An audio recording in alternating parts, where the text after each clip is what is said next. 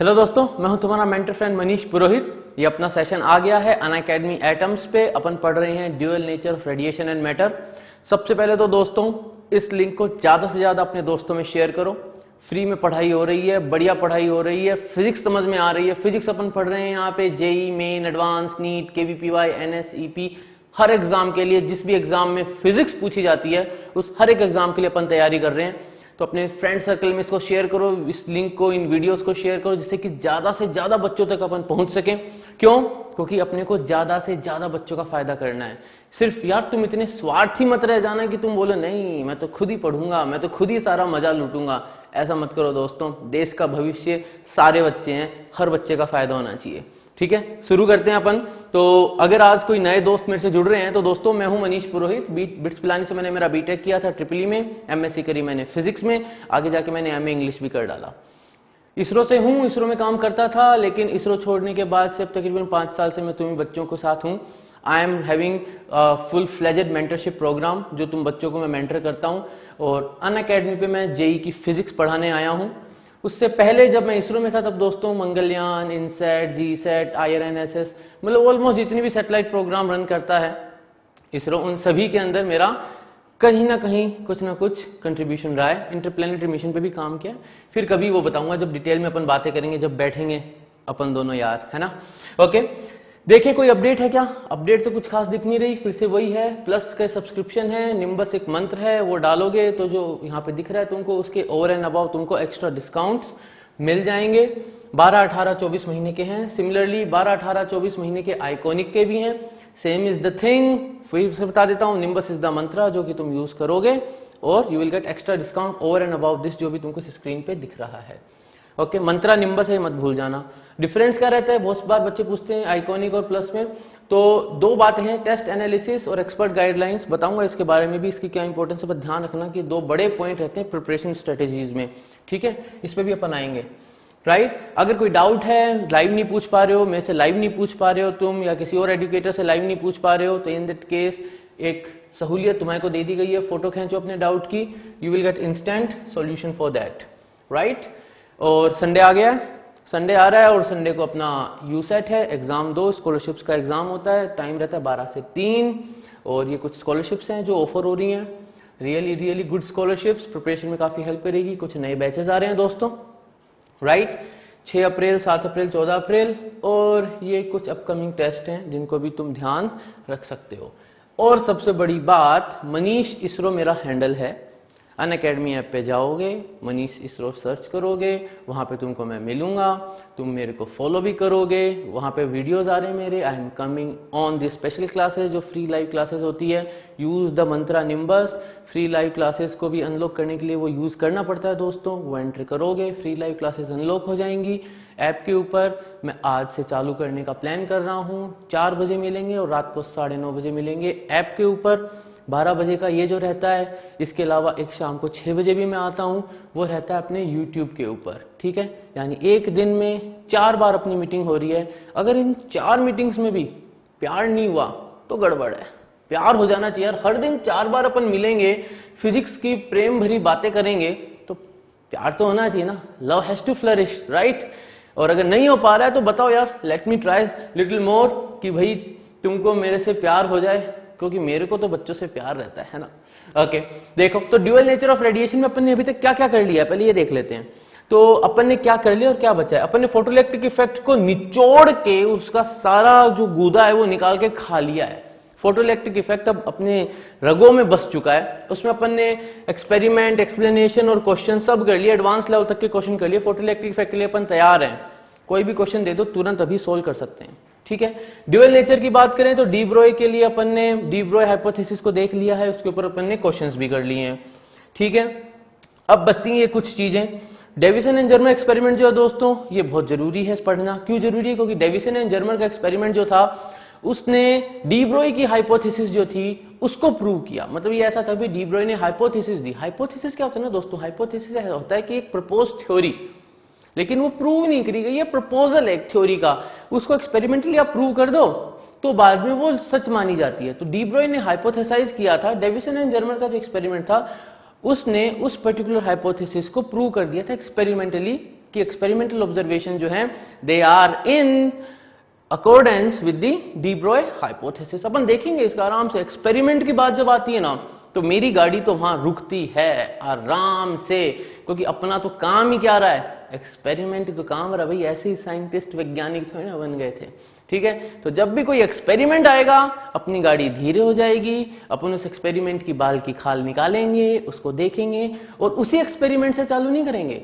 थोड़ा पीछे जाएंगे। भाई ये भी तो समझना पड़ेगा ना कि उन दो इंसानों को, डेविसन एंड जर्मर को, एक्सपेरिमेंट करने की पड़ी क्या थी, क्यों करा एक्सपेरिमेंट, कुछ तो सोचा होगा। ऐसा तो है नहीं रात को सो रहे थे सुबह उठे बोले भाई चलो लैब में एक्सपेरिमेंट करते हैं, ऐसा तो नहीं हुआ होगा। इसलिए पूरी पिक्चर के साथ समझना बहुत जरूरी है। बिना पिक्चर के समझोगे, जिग्सा पजल पूरी नहीं करोगे तो खाली जिग्सा पजल के एक टुकड़े से कुछ नहीं निकलता। होगा क्या, याद कर लोगे।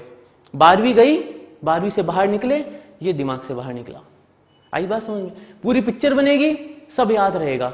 अब सवाल ये आता है कि भाई मेरे को साइंस के फील्ड में इंटरेस्ट ही नहीं है। साइंस के फील्ड में तो इंटरेस्ट नहीं है बेटा जी, लेकिन जो साइंस आपको दे रहा है वो तो हर दिन यूज कर रहे हो। आज की तारीख में मॉडर्न फिजिक्स की अगर मैं बात करूं तो ये जो लाइव लेक्चर देख रहे हो ना, ये कैसे देखोगे बिना मॉडर्न फिजिक्स के। भाई सेमीकंडक्टर जो है वो मॉडर्न फिजिक्स का है, सेमीकंडक्टर तक पहुंचे कैसे, सेमीकंडक्टर तक पहुंचने के लिए पहले शुरुआत तो यही हुई ना भाई, क्वांटम आया, उससे पहले स्ट्रक्चर आया, यानी यही जो थिंकिंग ब्रेन्स थे इन्हीं ने जो सारी मेहनत करी, वही सारी मेहनत तो तुमको यहां तक पहुंचा सके कि तुम अपने घर पे बैठे मेरे लेक्चर्स आराम से देख रहे हो। यहाँ पे मैं पढ़ा रहा हूं, वहां पे तुमको मिल रहा है ना। तो इसलिए हर एक एक्सपेरिमेंट आराम से इत्मीनान से। हेजनबर्ग अनसर्टेनिटी प्रिंसिपल, यार ऐसा एक प्रिंसिपल आया था जो एल्बर्ट आइंस्टाइन सर को खटक गया, लेकिन अब क्या ना ये तुम पढ़ चुके हो, 11th में तुमने पढ़ा होगा डिटेल में आराम से, केमिस्ट्री के अंदर स्ट्रक्चर ऑफ एटम में। और मोस्टली क्या ना इसमें क्वेश्चन भी ज्यादातर केमिस्ट्री के में ही पूछे जाते हैं। फिजिक्स में हेजनबर्ग अनसर्टेनिटी पे ज्यादा क्वेश्चन नहीं आते, मतलब आते हैं लेकिन वो केमिस्ट्री वाले पार्ट में आ जाते हैं। लेकिन फिर भी यहाँ पे कुछ छोटी मोटी चीजें जो मैं बताना चाहूंगा। ओके, और फिर concept of intensity and radiation. Intensity and radiation का कॉन्सेप्ट जो है दोस्तों वो इलेक्ट्रोमैग्नेटिक रेडिएशन, इलेक्ट्रोमैग्नेटिक वेव से रिलेटेड है। थोड़ा सा इसलिए बताऊंगा क्यों, क्योंकि उसमें न्यूमेरिकल आ जाता है, कभी थोड़ा सा घुमा के जब वो पूछना चाहते हैं तो instead of starting from directly giving the value of frequency और लैम्डा, वो इंटेंसिटी और रेडिएशन प्रेशर की टर्म्स में बात कर लेते हैं। ठीक है, अब शुरू करते हैं। शुरू में अपने पास सबसे पहली जो चीज है उसका नाम है कॉम्पटन इफेक्ट। कॉम्पटन इफेक्ट जो है ये फोटोइलेक्ट्रिक इफेक्ट जो था थोड़ा थोड़ा वैसा सा ही था with a little flavouring. Flavouring क्या थी, फोटोइलेक्ट्रिक इफेक्ट में था एक मेटल सरफेस है, रेडिएशन आया, फोटोन टकराया, इलेक्ट्रॉन बाहर निकल गया और मैंने फोटोइलेक्ट्रिक करंट को मेजर कर लिया। फोटोइलेक्ट्रिक करंट को मेजर किया था तो क्या रेंज थी, दौड़ाओ घोड़े दौड़ाओ भाई, दौड़ाओ ना।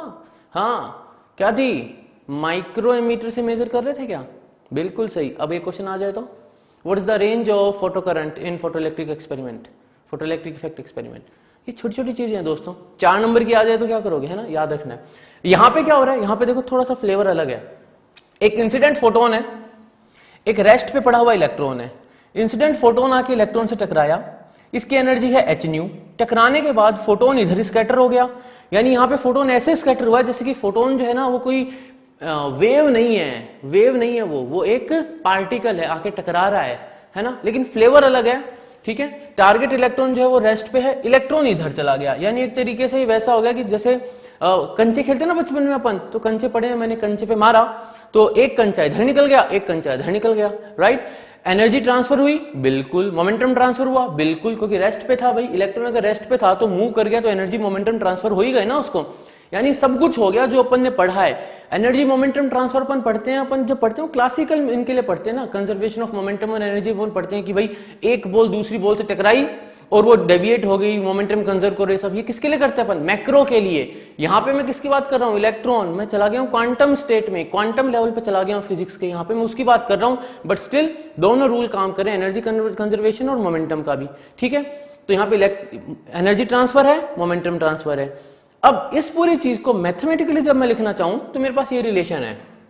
क्या है रिलेशन, ये बोल रहा है कि भाई जो वेवलेंथ है फोटोन की फाइनल और जो वेवलेंथ है इनिशियल, दोनों का जो डिफरेंस है, तो मैं बोल दूंगा भाई वेवलेंथ में कितना चेंज आया, कितना चेंज आया वेवलेंथ में। तो मैं यहां देखूं तो यहां देखो ये रहा वेवलेंथ, लैम्डा इनिशियल, ये लैम्डा फाइनल। स्कैटरिंग के बाद, तो स्कैटरिंग के बाद जो वेवलेंथ है वो एक्सपेक्टेड है कि वो वेवलेंथ बढ़ जाएगी, यानी एनर्जी कम हो जाएगी। क्यों, क्योंकि कुछ एनर्जी मैंने किसको दे दी, इलेक्ट्रॉन को। तो जो इंसिडेंट एनर्जी थी उसमें से कुछ एनर्जी इलेक्ट्रॉन को दी, इलेक्ट्रॉन भाग गया, बची हुई एनर्जी के साथ फोटोन किसी और रास्ते निकल गया। ठीक है, तो ये रिलेशन आ गया मेरे पास H/mc 1 minus cos phi. cos phi दिख रहा है, ये रहा फाई, यानी कौन सा एंगल ले रहा हूं मैं, जो इनिशियल मेरा रास्ता था फोटोन के आने का, उस रास्ते से फोटोन कितना डेविएट हुआ, तो ये एंगल cos फाई है। अब हो सकता है फोटोन बिल्कुल डेविएट ना हो सकता है फोटोन 90 डिग्री पे चला जाए, हो सकता है फोटोन घूम के पीछे चला जाए। याद है ऐसा अल्फा पार्टिकल स्कैटरिंग में होता है ना, कुछ अल्फा पार्टिकल सीधे चले गए, कुछ डेविएट हुए, कुछ भिड़ के वापस आ गए, वैसा सा कुछ दिख रहा है मेरे को यहाँ पे। तो अगर कुछ भी डेविएशन नहीं है तो फाई की वैल्यू 0, cos 0 इज 1, 1 माइनस 1 0, तो यानी इलेक्ट्रॉन जो है इसको कुछ भी ट्रांसफर नहीं हुआ, एक तरीके से मान लो, यानी उसको इलेक्ट्रॉन रास्ते में मिला ही नहीं, ये बात हुई। ठीक है, दूसरा क्या हो सकता है 90 डिग्री, यानी आए टकरा के नीचे चला जाए। इस केस में cos 90 0 होता है, तो ये हो जाएगा 1 माइनस 0, तो मेरे पास बच जाएगा खाली H/mc। वैल्यूज पुट कर देंगे, h की, मास की और स्पीड ऑफ लाइट की, तो 0.24 नैनोमीटर आ जाता है। ठीक है, अगर कंप्लीट 180 डिग्री फ्लिप हो गया, यानी जो फोटोन आया टकराया और वापस अपने रास्ते चला गया जिस रास्ते से आया था, तो 180 डिग्री पे जब पूरा घूम गया तो यहां पे cos 180 हो जाएगा -1, तो 1 माइनस -1 तो 2 आ जाएगा, तो 2H/m0c। ठीक है, ये एक बेसिक आइडिया दिया है, इसका डेरिवेशन वगैरह कोई भी कुछ भी कहीं नहीं पूछेगा तुमसे। आगे अपन देख लेंगे थ्योरी के कुछ पॉइंट्स जो अपने को ध्यान रखने हैं। फिर से देख लेते हैं, फोटोन आया, एक इलेक्ट्रॉन है जो रेस्ट पे है, उससे टकराया, उसको अपनी एनर्जी ट्रांसफर करी, इलेक्ट्रॉन एक रास्ते निकल गया, इलेक्ट्रॉन जो निकला वो एंगल है थीटा, फोटोन जिस रास्ते निकला वो एंगल है फाई। ठीक है, ओके, अब देखें तो ये पॉइंट से जो अपन देख लेंगे भाई, तो scattering of a photon by an electron को मैंने बोल दिया कॉम्पटन इफेक्ट। कॉम्पटन वो इंसान है जिनने ये सब करा था, तो उनके नाम में, उनके ओनर में इस पर्टिकुलर प्रोसेस का नाम कॉम्पटन इफेक्ट दे दिया। एनर्जी एंड मोमेंटम कंजर्व रहते हैं इस प्रोसेस में। जो फोटोन स्कैटर हुआ है उसकी एनर्जी कम हो जाती है, यानी उसकी वेवलेंथ बढ़ जाती है। अब जो एनर्जी कम हुई फोटोन की, जो एनर्जी लॉस हुआ फोटोन का, वो इलेक्ट्रॉन की काइनेटिक एनर्जी बन गई, यानी जो फोटोन आ रहा था उसने एनर्जी अपने इलेक्ट्रॉन को ट्रांसफर की, वो इलेक्ट्रॉन की काइनेटिक एनर्जी बन गई। ठीक है, अब जो चेंज हुआ वेवलेंथ में उसको कहते हैं कॉम्पटन शिफ्ट, यानी कॉम्पटन शिफ्ट कितना हुआ वेवलेंथ में, तो अगर मैं पीछे जाके देखूं तो कॉम्पटन शिफ्ट जो है वेवलेंथ में वो यही तो है, this is Compton shift in wavelength. अभी जो कॉम्पटन शिफ्ट इन वेवलेंथ है ये 3 केस में है, अपन ने देखा यहाँ पे भाई। कॉम्पटन शिफ्ट इन वेवलेंथ अगर फाई 0 है तो कितना 0, फाई 90 है तो कितना 0.24 नैनोमीटर, फाई अगर 180 है तो कितना 0.48 नैनोमीटर। ठीक है, ओके, अब आगे आ जाए अपन। अब बात करते हैं अपन दूसरे पॉइंट की। अपन ने अभी देखा, अभी फोटोन आया, फोटोन ने एक इलेक्ट्रॉन को मारा और इलेक्ट्रॉन के जब वो भिड़ा तो उसने उसको एनर्जी और मोमेंटम ट्रांसफर किया। सवाल ये आता है कि जो एक रेडिएशन आ रहा है उस रेडिएशन का मोमेंटम होगा कितना। तो फोटोन के केस में दोस्तों मैं मोमेंटम को P = mv नहीं लिखूंगा, ये बात ध्यान रखना। इलेक्ट्रॉन, प्रोटॉन, न्यूट्रॉन इन सब के लिए P = mv है, क्योंकि उनका मास डिफाइंड है अच्छे से। लेकिन फोटोन एक ऐसा इंसान है जो कि स्पीड ऑफ लाइट पे ट्रेवल कर रहा है, और जो स्पीड ऑफ लाइट पे ट्रेवल कर रहा है तो वहां पे रिलेटिविटी आ जाती है, और जहां रिलेटिविटी आ जाती है वहां जाते हैं सर एल्बर्ट आइंस्टाइन। और सर एल्बर्ट आइंस्टाइन जहां जाते हैं वहां पे चीजें इतनी आसान नहीं रहती हैं, वहां पे कुछ ना कुछ नया हो जाता है। जब सर एल्बर्ट आइंस्टाइन पिक्चर में आए तो जो न्यूटन साहब की ग्रेविटी थी, जो न्यूटन साहब का ग्रेविटेशन का सारा फिनोमेना एक्सप्लेन किया हुआ था, जो 300-400 साल से एक छत्र राज था जिसका, जो यूनिवर्स में, जो सोलर सिस्टम में प्लेनेटरी मोशन वगैरह को मस्त तरीके से सब कुछ एक्सप्लेन कर रखा था, मतलब कोई क्वेश्चन ही नहीं कर पा रहा था। डाउट आते थे लोगों के बीच में कि भाई यार ऐसा, ये तो प्रिडिक्टेड है लेकिन ये तो मैच नहीं कर रहा, ऑब्जर्वेशन अलग है। अब क्या मतलब, क्या न्यूटन सर की कुछ में गड़बड़ है उनकी थ्योरी में, लेकिन खुल के आप बोल नहीं सकते, और बोलोगे भी तो आपको कोई सुन नहीं रहा। लेकिन जैसे सर एल्बर्ट आइंस्टाइन पिक्चर में आए, उनने एक नई थ्योरी दे दी ग्रेविटेशन की, और एक्सप्लेन किया ग्रेविटेशन को as a totally different phenomena. और उस चीज ने सिर्फ सोलर सिस्टम की नहीं, रेदर पूरे यूनिवर्स की, पूरी कॉस्मोलॉजी की ही डेफिनेशन और अंडरस्टैंडिंग को बदल के रख दिया। और उस पर आगे चलते चलते तो पता नहीं फिर तो क्या ही कमाल धमाल हो गए।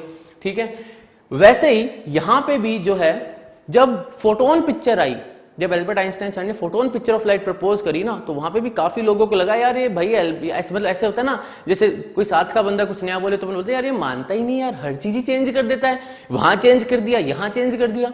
ऐसा इनके साथ के लोगों को भी लगा था, जो कि एकदम वेल एस्टेब्लिश्ड रिसर्चर्स थे, फिजिसिस्ट थे, जो कि बहुत ज्यादा इन्वॉल्व थे साइंस के अंदर, और जो खुद भी बहुत ज्यादा मतलब शिद्दत से, मन से काम करते थे। तो इनको भी लगता था यार एल्बर्ट आइंस्टाइन सर आए, आके इन्हें कुछ नया प्रपोज कर दिया, पूरी दुनिया इनकी दीवानी हो गई। होगी क्यों नहीं दोस्तों, इसलिए दीवानी नहीं होगी भैया क्योंकि उनने 1905 और 1916 में जो अपने पेपर पब्लिश करे थे, तो उसने बहुत सारी चीजें चेंज कर दी थी दुनिया के लिए, राइट। तो अब आ जाओ देखें अपन, तो मोमेंटम अगर कैरी कर रही है कोई ईएम वेव, तो उसका फॉर्मूला क्या है? उसका फॉर्मूला है momentum carried by an EM wave, electromagnetic radiation अगर मोमेंटम कैरी कर रहा है तो P momentum is equals to E by C. E क्या है? Energy, C speed of light, ठीक है। अब अगर मैं न्यूटन के ओह माय गुडनेस, हाँ न्यूटन को तो छोड़ ही नहीं सकते भाई। न्यूटन साहब तो जैसे अर्थ के एटमॉस्फेयर में हवा है, जहां कुछ नहीं वहां पे हवा घुस जाएगी, वैसे न्यूटन साहब ने थोड़ा सा एक मौका दो, आ गए। क्या बोल रहे हैं? देखो ये बोल रहे हैं भाई जो फोर्स है, डिफाइन तो फोर्स को तुमको मेरी ही इक्वेशन से करना पड़ेगा, ठीक है। फोर्स है momentum, change in momentum upon the duration of time, very basic definition, ठीक है। मैं यहां पे अगर चेंज इन मोमेंटम निकालता हूं तो कितना होगा? तो मैं बोलूंगा भाई चेंज इन मोमेंटम जो होगा वो होगा चेंज इन एनर्जी अपॉन सी। भाई सी तो यूनिवर्सली फिक्स है, वो तो चेंज हो नहीं सकता, राइट। तो डेल्टा ई बाय सी, मैं इसको यहां पे अगर इसके अंदर रिप्लेस करूंगा तो मेरे को मिलेगा भाई delta P by delta T will be equal to, delta P को क्या लिखूंगा मैं लिखूंगा इसको डेल्टा E बाय C और 1 अपॉन डेल्टा T, ऐसे लिख सकता हूं। देखो वही लिखा हुआ है, बस डेल्टा T को अंदर ले गए, C को बाहर रख दिया है, okay.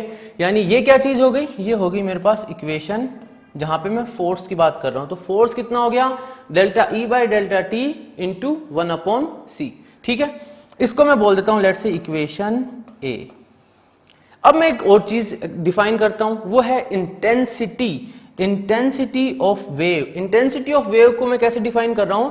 Intensity of wave is the energy that is transported by the wave per unit area per unit time, ठीक है। तो इंटेंसिटी क्या हो गई? इंटेंसिटी को मैं आई से रिप्रेजेंट करूं तो energy transferred by wave, S represents the cross sectional area, ठीक है, and delta T is time.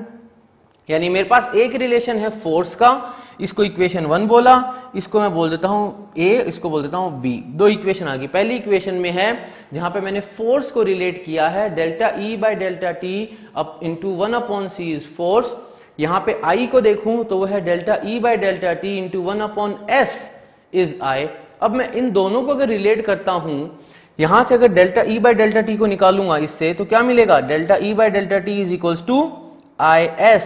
S is cross section area, यहां लिख देता हूं मैं, जो एस है वो है क्रॉस सेक्शन एरिया, जिस एरिया पे अपना रेडिएशन गिर रहा है, ठीक है, ओके।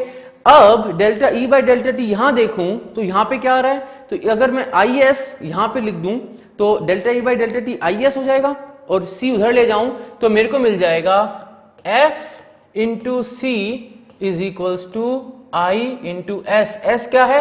Cross section area. थोड़ा सा रीअरेंज करें तो force upon area, force upon area is pressure, and pressure is equals to I upon C. तो देखो अभी क्या क्या फॉर्मूले मेरे पास आ गए। पहला फॉर्मूला मेरे पास आया कि मोमेंटम जो है, जो मोमेंटम है वो होता है E बाय सी, पहला फॉर्मूला आया। दूसरा फॉर्मूला क्या आया? जो इंटेंसिटी है वो है energy upon area and time, ठीक है। और तीसरा फॉर्मूला आया प्रेशर का, कि अगर कोई रेडिएशन गिर रहा है तो रेडिएशन कितना प्रेशर करवाएगा, फील कितना करेगा सरफेस के ऊपर, उसका फॉर्मूला हो गया I अपॉन सी, ठीक है। बात क्लियर हो गई भाई? रेडिएशन के कारण कितना प्रेशर आ रहा है? Intensity upon speed of light. Momentum कितना है? Energy upon speed of light, ठीक है। इंटेंसिटी की डेफिनेशन क्या है? Energy per unit area per unit time, ठीक है। तीनों चीजें देख ली, ओके। आगे देखिए, अगर अपन अब अगर कोई वेव आके गिरती है किसी सरफेस पे और टोटली एब्जॉर्ब हो जाती है, टोटली कंप्लीटली एब्जॉर्ब हो जाती है, तो उस केस में मैं बोलूंगा जो रेडिएशन का प्रेशर है वो I/C, ठीक है, क्योंकि टोटली एब्जॉर्ब हो गई। अगर वो टोटली रिफ्लेक्ट हो जाती है तो रिफ्लेक्ट होने के मतलब I टकराई और वापस चली गई, तो जब I टकराई वापस चली गई तो चेंज इन मोमेंटम जो होता है ना अपना, वो 2p हो जाता है। ये अपन देख चुके हैं 11वीं क्लास में, तुमने पढ़ लिया ये सारी चीजों को। तो अगर मोमेंटम ट्रांसफर डबल हो गया तो प्रेशर भी डबल हो जाता है। अब यहां पे तुमको दिख रहा होगा एक छोटा u लिखा हुआ है, ये छोटा u क्या है? ये जो छोटा u है ये energy density, this is energy density. तो I/C या जो प्रेशर है उसको मैं एनर्जी डेंसिटी की टर्म्स में भी लिख सकता हूं, ठीक है। प्रेशर क्या है? Force upon area. अगर मैं देखो अपन इसको करते हैं डायमेंशनली, ठीक है, फोर्स अपॉन एरिया। अब फोर्स क्या है? फोर्स है F यानी न्यूटन में, तो फोर्स अपॉन एरिया जब मैं लिखता हूं तो मैं इसको लिखता हूं न्यूटन अपॉन मीटर स्क्वायर।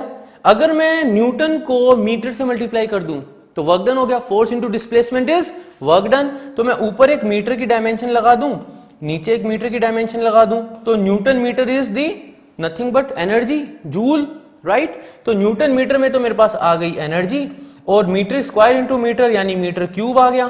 तो एनर्जी अपॉन वॉल्यूम, और एनर्जी अपॉन वॉल्यूम को मैं छोटा u लिख रहा हूं, वो है एनर्जी डेंसिटी। तो डायमेंशनली एनर्जी डेंसिटी कितनी हो गई? एनर्जी डेंसिटी हो गई, अगर कोई रेडिएशन टोटली एब्जॉर्ब हो रहा है तो intensity upon speed of light, ठीक है। और एनर्जी डेंसिटी अगर कोई टोटली रिफ्लेक्टेड वेव है तो twice the intensity upon speed of light, ठीक है। यहां तक बात क्लियर हो गई। तो ये कुछ चीजें एक बार फिर से अपन देख लेते हैं इस चीज को, क्योंकि ये कुछ थोड़ा सा अलग है और न्यूमेरिकल में आता है। कभी कभी कोई क्वेश्चन एक स्टेप पीछे से चालू होता है ना, तो यहां से चालू करवाते हैं और फिर आगे बढ़वाते हैं, ठीक है। फिर से देख लें, तो momentum carried by EM wave is E/c, और मैटर वेव का मोमेंटम क्या होता है? Lambda is equal to H/mv। तो H बाय लैम्डा से निकालते हैं अपन, या फिर मास इंटू वेलोसिटी करते हैं मैक्रो के लिए, ठीक है। इलेक्ट्रॉन प्रोटॉन के लिए भी वो काम कर जाता है, ठीक है। न्यूटन का मैंने सेकंड लॉ यूज करके रिलेशन निकाला, तो मुझे पता चला कि जो इंटेंसिटी है उसको अगर मैं स्पीड ऑफ लाइट से डिवाइड करता हूं तो मेरे को प्रेशर दे देती है, यानी रेडिएशन प्रेशर कितना हो गया? Intensity upon speed of light. आगे मैंने देखा कि अगर कोई वेव पूरी की पूरी एब्जॉर्ब हो रही है तो I/C इज द प्रेशर, अगर वो पूरी की पूरी रिफ्लेक्ट हो रही है तो 2I/C is the radiation pressure, और डायमेंशनली दोनों एनर्जी डेंसिटी के बराबर है। मेरे को अब तक तो याद ही हो गया होगा इतनी बार रिपीट होने के बाद, है ना। अब आगे देख लेते हैं, अगली जो चीज आती है वो आती है अपने पास वेव पैकेट और अनसर्टेनिटी। हेजनबर्ग अनसर्टेनिटी प्रिंसिपल ये कहता है कि भाई आप एक ही टाइम पे दो चीजें, पोजीशन और मोमेंटम, एक साथ मेजर नहीं कर सकते विद एक्यूरेसी। कुछ ना कुछ उसमें कमी रहेगी, एरर रहेगा, और वो जो रहेगा वो इस रिलेशन को फॉलो करेगा। Uncertainty in position and uncertainty in momentum जो है वो जो दोनों है, they have to be greater than equal to H/4π। Already chemistry में होता है ये, बिल्कुल अपने को पता भी है, लेकिन यहां पे इसकी एक एप्लीकेशन मैं तुमको दिखाना चाह रहा हूं जो कि बहुत जरूरी है, जो कि अगर एग्जाम में आ जाए तो इस कॉन्सेप्ट को at the core, at the base test कर सकती है। कैसे? देखो, अगर मैंने बोला कि भाई हेजनबर्ग अनसर्टेनिटी प्रिंसिपल है और उसके चलते एक लोकलाइज्ड वेव पैकेट है। लोकलाइज्ड वेव पैकेट यानी मेरे को पता है इस कमरे में एक वेव है, इस कमरे में, लेकिन अब इस कमरे में अगर वेव है तो इस कमरे की दो दीवारें हैं, यानी उसके बीच में कहीं ना कहीं पार्टिकल कहीं भी हो सकता है, वो इधर भी हो सकता है, इधर भी हो सकता है, बीच में भी हो सकता है। पहली चीज तो अनसर्टेनिटी आ गई, पोजीशन में आ गई। अगर अनसर्टेनिटी इन पोजीशन में कम है तो अनसर्टेनिटी मोमेंटम में ज्यादा होनी चाहिए। अब मैं मोमेंटम की बात करूं तो P जो है मोमेंटम, दैट इज H/λ। भाई लैम्डा इज H/mv, तो P को उधर ले गया, लैम्डा नीचे आ गया। तो there is uncertainty in momentum means there is uncertainty in wavelength, right. तो जब मैं वेव पैकेट की बात कर रहा हूं, भाई इलेक्ट्रॉन एक वेव के जैसे भी मूव कर रहा है, डी ब्रॉय ने बताया। अगर अनसर्टेनिटी पोजीशन और मोमेंटम दोनों में है, मैं कैसे रिप्रेजेंट करूंगा? तो उसको मैं रिप्रेजेंट करूंगा इस तरीके से, यानी ये जो वेव पैकेट तुमको दिख रहा है, ये वो वेव पैकेट है जिसके अंदर डेल्टा x भी है और डेल्टा p भी है, दोनों है। अब यहां पे जो डेल्टा p है वो किससे रिलेटेड है? यहां पे जो डेल्टा p है वो रिलेटेड है डेल्टा लैम्डा से, ठीक है। वेव पैकेट है, मेरे को पता है, डी ब्रॉय ने बताया भी मोमेंटम लैम्डा को रिलेट कर सकते हैं। अब देखो इसको और भी क्रिटिकली समझना है तो मैंने बोला कि अगर वेवलेंथ फिक्स कर दूं, अगर मैं वेवलेंथ फिक्स कर दूं, मैं कह दूं कि भाई जो मेरे पास पार्टिकल इलेक्ट्रॉन है वो इस कमरे में है, कहां है मेरे को नहीं पता, लेकिन उसकी वेवलेंथ फिक्स कर दी। तो अगर मैंने वेवलेंथ फिक्स कर दी यानी मैंने मोमेंटम फिक्स कर दिया। अगर मैंने मोमेंटम फिक्स कर दिया इसका मतलब डेल्टा एक्स का क्या होगा? अगर delta P goes to 0 then delta X will approach infinity. तो मेरे को एक वेव मिलेगी जो इधर भी जाए जा रही है, इधर भी जाए जा रही है, यानी यूं आके यूं आके यूं आके यूं आके यूं। हाँ, बन नहीं पाई मेरे से, लेकिन ऐसा ही कुछ है यहां पे, राइट? तो दिस इज द थिंग। तो हाइजेनबर्ग अनसर्टेनिटी प्रिंसिपल जो है ये न्यूमेरिकली तो बहुत आसान है भाई, डेल्टा एक्स डेल्टा पी दिया हुआ है, तुमने सोल्व कर लिया, कैलकुलेट कर लिया, आंसर आ गया। लेकिन उसको देखना समझना बहुत जरूरी है। सुना बहुत बार है, आज अपन उसको देख लिया कि एक्चुअली कहने का क्या मतलब है। तो कहने का ये मतलब है दोस्तों कि अगर मेरे मोमेंटम में अनसर्टेनिटी है, मेरी पोजीशन में अनसर्टेनिटी है, तो वो जो चीज है अगर मैं उसको ऑब्जर्व करूंगा तो वो कुछ इस तरीके से दिखेगी। अगर मैंने मोमेंटम की अनसर्टेनिटी को एकदम ही हटा दिया और फिर मैं ऑब्जर्व करूंगा तो I will look at a wave, लेकिन वो जो वेव है वो दोनों डायरेक्शन में एक्सटेंड करती जा रही, because there is a very big uncertainty in the position. ठीक है, तो यहां पे अपन ने देख लिया भाई वेव पैकेट और अनसर्टेनिटी के बारे में। अब अपन इस लेक्चर को यहां पे ही समाप्त कर देते हैं। ठीक है, यही कुछ चीजें थी जो मैं तुमको बताना चाह रहा था, राइट? अब अपन देख लेते हैं कि कोई और अपडेट अपने पास तो नहीं है। ठीक है, फिर अपन प्लान की बात करेंगे। ओके, तो अब अपने पास ये तो वही सेम दिख रहा है। एक बार I let me go through this once. ये अपन ने देख चुके हैं, ये भी बात कर चुके हैं। निम्बस इज द मंत्रा, याद रखना। ठीक है, और टेस्ट एनालिसिस और एक्सपर्ट गाइडलाइन। हाँ, तो देखो इसको मैं तुमको रिलेट करके बताता हूँ एक चीज बहुत बढ़िया से। ठीक है, यहां पे अपन ने जब बात करी थी ना कॉम्पटन इफेक्ट की, जब बात करी थी, जब अपन बात कर रहे थे कि भाई फोटोइलेक्ट्रिक इफेक्ट हुआ, एक्सपेरिमेंटल सेटअप था, अपने को उसको जब पढ़ना है एक्सपेरिमेंटल सेटअप को समझना है, उससे क्वेश्चन सोल्व करने हैं। मैंने बताया था डेविसन एंड जर्मन एक्सपेरिमेंट के बारे में जब मैंने बात की थी। सो दोस्तों देखो क्या होता है, अगर आपके पास कोई एक ऐसा इंसान है जो आपको क्रिटिकली एनालाइज कर रहा है, जो आपको बहुत ज्यादा बारीकी से देख रहा है, वो आप में इंप्रूवमेंट लाएगा ही लाएगा। कैसे? जब एल्बर्ट आइंस्टाइन सर को अनसर्टेनिटी प्रिंसिपल के बारे में पता चला, उनने उनको बहुत डिटेल में पढ़ा, और इतनी डिटेल में पढ़ा कि जब भी कभी उनका मिलना हुआ नील्स बोर या वर्नर हेजनबर्ग से, तो उनने उनसे बहुत क्रिटिकल सवाल पूछे। This is nothing but a personal attention. और हुआ ये कि because of that personal attention, जो वर्नर हेजनबर्ग थे, जो कि बच्चे थे, छोटे बच्चे थे वो, जबकि एल्बर्ट आइंस्टाइन सर ने अपनी थ्योरी ऑफ रिलेटिविटी वगैरह प्रपोज करी थी, तब वो एक छोटे बच्चे थे। उसी वर्नर हेजनबर्ग ने आगे जाके एल्बर्ट आइंस्टाइन सर के सवालों को जवाब ढूंढने में एक पूरी अपने को क्वांटम फिजिक्स दे दी। तो नील्स बोर और वर्नर हेजनबर्ग, ये एक्चुअली हुआ क्या कि जब इन्हें प्रपोज करा था ना ये सब अनसर्टेनिटी प्रिंसिपल, ये सारी चीजें, अगर कोई इनसे सवाल नहीं करता तो हो सकता है कि ये इंप्रोवाइज नहीं कर पाते। लेकिन क्योंकि सामने जो इंसान था जो इनका वाइवा लेने आया हुआ था, वो थे सर एल्बर्ट आइंस्टाइन। जब भी मिलते थे कोई ना कोई एक सवाल ठोक देते थे उनके ऊपर, बताओ अगर तुमको ये लगता है तो ये क्यों नहीं होगा, वो लगता है तो ये क्यों नहीं होगा, और वो सर खुजला रहे हैं दोनों बैठ के। लेकिन क्योंकि यहाँ पे सामने जो मेरे को एक मेंटर मिला हुआ है, वो एक क्रिटिकली मेरे को एनालाइज कर रहा है। ठीक है, वो उनका हो सकता है कि सर एल्बर्ट आइंस्टाइन का मकसद ये ना हो कि वो इनको डिमोटिवेट करके चाहते हो बैठ जाए, नहीं, उनके मन में जेन्युइन सवाल हो। लेकिन जो कुछ भी है, उनने उनसे इतने पर्सनल सवाल पूछे, इतना ज्यादा एक तरीके से पर्सनल उनको गाइड करा इस चीज में कि वो जो सवाल थे, उन सवालों के जवाब ढूंढते ढूंढते वर्नर हेजनबर्ग ने अपने अनसर्टेनिटी प्रिंसिपल को काफी सही किया, काफी इंप्रूव किया, और आज तो वो इतना ज्यादा पावरफुल है कि कहीं ना कहीं स्टीफन हॉकिंग्स वर्नर हेजनबर्ग जो है उसके इस प्रिंसिपल को यूज करके हॉकिंग रेडिएशन की बात करते हैं और ये बताते हैं कि जो ब्लैक होल है वो कभी ना कभी मरेगा। आई बात समझ में? दैट इज द थिंग जो मैं बता रहा हूं जब अपन बात करते हैं गाइडलाइंस की और एनालिसिस की। जब आपको एक पर्सनल मेंटर मिलता है ना, उसका ये फर्क पड़ता है। आप कुछ ऐसा दे जाते हो कि आपके जाने के बाद वो लेगेसी कंटिन्यू करती है, और इतनी कंटिन्यू करती है कि एक बहुत बड़ा फिनोमेना है ब्लैक होल का, और उसको एक्सप्लेन करने वाला एक बहुत बड़ा फिजिसिस्ट है, और वो फिजिसिस्ट आपके फिनोमेना को यूज कर रहा है, आपकी चीजों को यूज कर रहा है।